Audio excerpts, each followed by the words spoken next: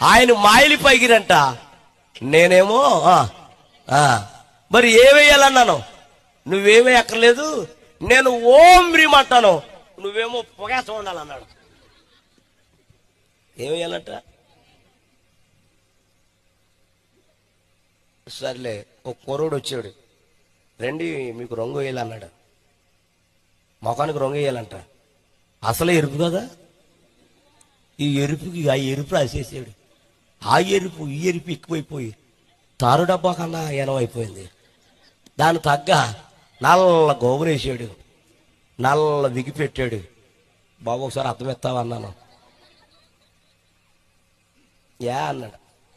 నా మొహం చూసుకుంటానా అన్నాను. ఆయన అంటాడు, ఏమండి నేనేసినోడికి నాకే భయం వేస్తుంది, మరలా మీరు అర్థం చూస్తే పారిపోతాం అన్నాడు. వదిలే బాబుని చూసుకున్నా. ఆయన చిన్న రిక్వెస్ట్ అన్నాను. ఏంటన్నా? బయటికి వెళ్ళాలన్నాను.